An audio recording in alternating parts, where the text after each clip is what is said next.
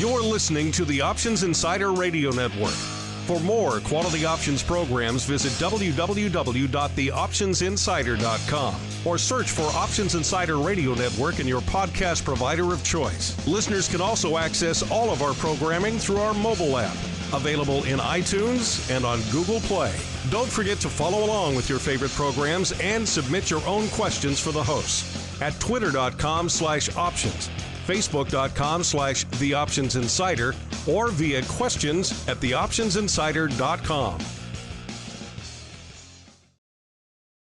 Welcome to the Options Playbook, the program where we break down cutting-edge option strategies and explain how you can incorporate them into your own portfolio. Whether you're looking to grow your capital with some offensive maneuvers or protect your investments with defensive plays, you can find them all in the Options Playbook. The Options Playbook is brought to you by Ally Invest. Anything mentioned today is for educational purposes and is not a recommendation or advice. Options involve risk. Please refer to ally.com/invest/disclosures to review additional risks involved with trading options. Securities offered through Ally Invest Securities LLC, member FINRA and SIPC. Now, let's open the playbook and get started. Welcome to Options Playbook Radio. I'm your host, Brian Overby, Ally Invest Senior Options Analyst and author of the Options Playbook. So we looked at some protective strategies the last couple of weeks, particularly talking about FANG stocks. The example we did last week was on Apple, and the stocks have rebounded. But hopefully the protective strategies allowed you to stay in these type of stocks and look for that rally to the upside. I think that they make a lot of sense on stocks that when you get a little bit nervous about the markets, but you still want to be bullish on your underlying. So we looked at doing a long put spread as opposed to just buying a put outright. All right. So with that said, Apple ran up quite a bit. Your long put spread allowed you to stay in on it. And ideally, it was a perfect scenario because we were more bullish than we were bearish by buying some protection. If you were 100% bearish, you should have just sold Apple. And that's always something to keep in mind.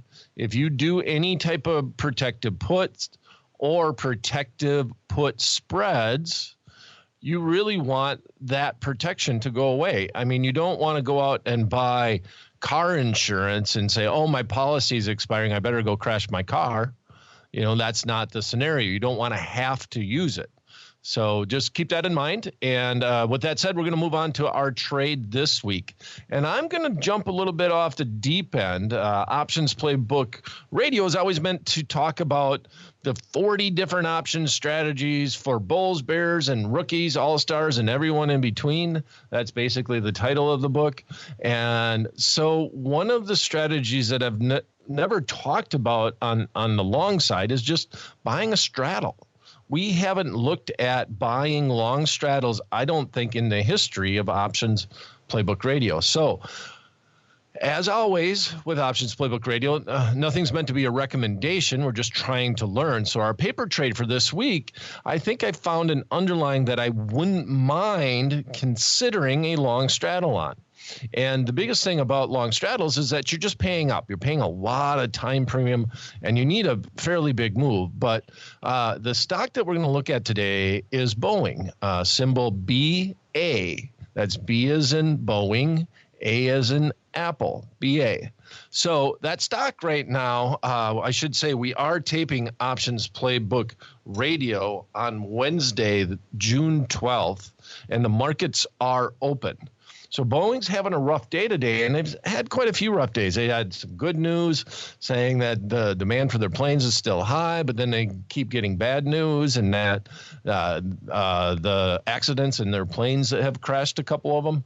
And so it's just all over the place. And what made up my mind to try to do a long straddle in Boeing as our paper trade this week is that I looked at the implied volatility charts in the Ally Invest platform. And within the platform, we have a volatility chart that compares apples to apples. We look at the 30-day historical volatility for Boeing, and we compare it to a 30-day weighted implied volatility index, much like a VIX on Boeing. And that is actually back to the low end of the range ever since Boeing has announced, or I should say, since the troubles have started. So when the troubles started, Boeing spiked up on this 30-day volatility to about 40% for the year. That's the highest it was for the year. And we're now down to 25%. Now, before all the news, the lowest it ever was 19%. So we're definitely on the low end of the range, but I do not think that all the news has played this course out. So when I'm thinking of a long straddle, I'd rather be in something that has potential to have news as opposed to looking at a long straddle before a known news event, which a lot of people use them for. Example would be earnings. A lot of people like to do long straddles before earnings, but the price of the options is already baked into it. So Boeing down another $5. It's kind of the chart looks extremely volatile, but implied volatility has came in. So with that said, that is the rationale why we're going to buy a long straddle, and we're going to go out further in time. We need some time. Time has to be our friend. And we're going to be buying a at the money call, and we're going to be buying an at the money put. The expiration that I'm going to use here, now I kind of go back and forth on this. Boeing is supposed to announce at the end of July. The last week in July is the projected earnings announcement. They don't have an official date yet. And you could do this type of trade if you go out to August, but August gets a little bit expensive. The August straddle with the stock at 343 right now, and the market's moving, so I'm just going to round off 343.50. We look at buying the 345 call, the 345 put. That is trading. Those options are pretty expensive going out to August, which is over 60 days out. They're trading for a net debit at a midpoint of $33.25. So $3,325 to buy one long straddle. And that's just a little bit too expensive for me. I kind of like the concept of being in earnings because with implied volatilities in the lower end of the range, you would expect implied volatility to increase going into earnings, and that kind of helps you out on the long straddle, owning this much premium. But I'm going to make the official paper trade for this week, the July 19th expiration long straddle. They're trading, the at the money option contracts are trading at about 25% vol right now, implied vol. And we can get it done for almost $1,000 less. So once again, I'm going to keep Boeing right where it's at, 340.50. Down $5.82. The market is open today. It is June 12th. It is a Wednesday. We are looking at buying the July 19th expiration, 37 days away, 345 strike call, and then buying the same expiration, 345 strike put. This is done for a net debit of $22.75 to the account. And if we do this trade, we're just hoping that the volatility in Boeing continues. We're hoping that the marketplace being at the low end of the 52-week range is too low, and that there's going to be some more major news coming out before the July expiration, 37 days away, that will make Boeing move at least the $22 that we're looking at in one direction.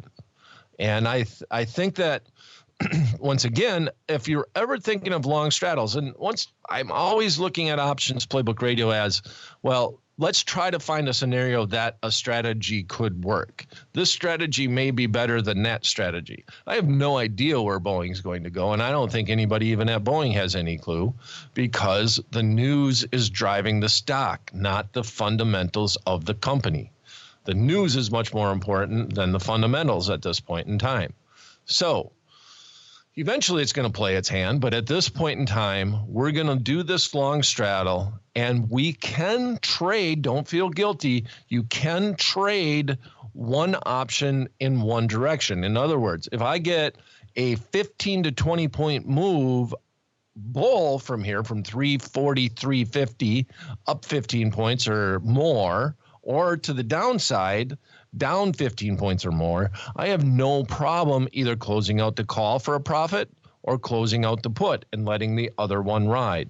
That's a very possible scenario in this to do if you feel that right at the time of the trade. Now, my biggest thing is don't sell it too early. If you put this trade on and it goes down 5 points on the put side and then you made a few bucks there, so I'm going to close it out, I want to make sure that if I close one of these out, it's going to pay for the opposite side. That's just going to be my one rule here. I feel that people that do long straddles close them out too early, or especially if they're legging in or legging out of the trade. Okay, so this is a simple trade, but it is one of the hardest trades to do time and time again and be profitable on it. And I think one of the biggest reasons why people have problems with it is they're doing it around major news as opposed to doing it like in Boeing in anticipation of major news, right? Just kind of hoping that the news cycle isn't over in Boeing. And that's why I think this type of trade is a solid trade or a solid paper trade. Once again, not meant to be a recommendation for Options Playbook Radio. And this will be the first time we've looked at a long straddle. So I am anticipating a question, and this is a fairly expensive trade at, if we bought this right now, it's trading at $22.75, so $2,275 for every 1x1 long straddle. And if we look at that and we think about the total cost of this trade, then some people might say, why not do a strangle? Why not buy an out of the money put and buy an out of the money call? And when it comes to buying long strangles, they are a lot cheaper overall, but you just don't get the bang for your buck.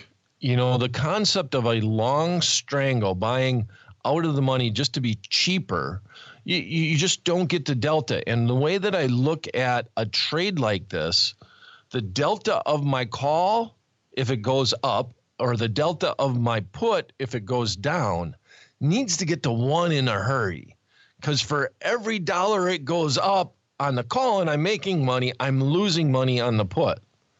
So I like the delta scenario in a long straddle much more than a long strangle.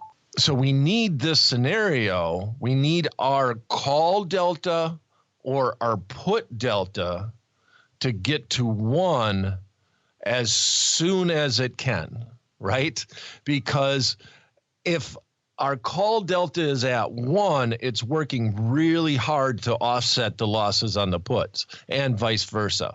So that's why I prefer a long straddle, which means we're buying the same strike, put and call of the same expiration, as opposed to buying an out of the money put and an out of the money call with the same expiration.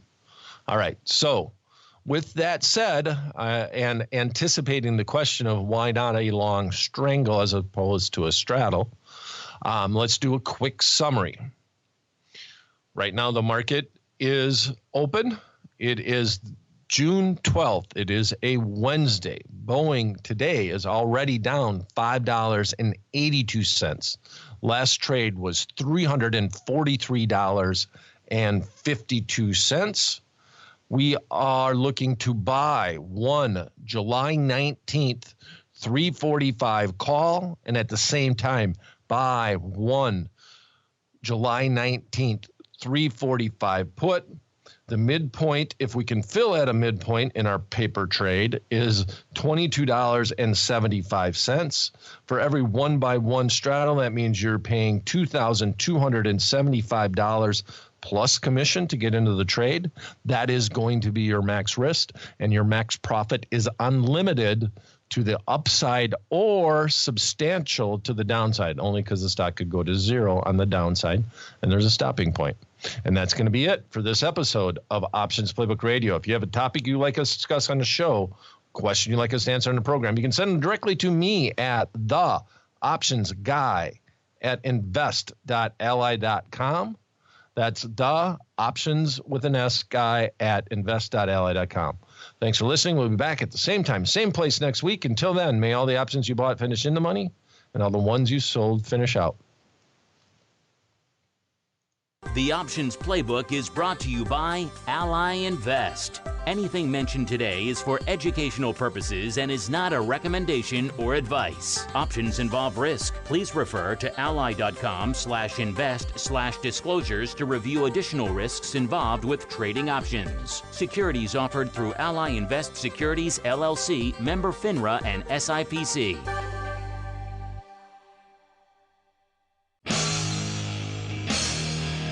The preceding program was a production of the Options Insider Radio Network. For more quality options programs, visit www.theoptionsinsider.com or search for Options Insider Radio Network in your podcast provider of choice. Listeners can also access all of our programming through our mobile app, available in iTunes and on Google Play.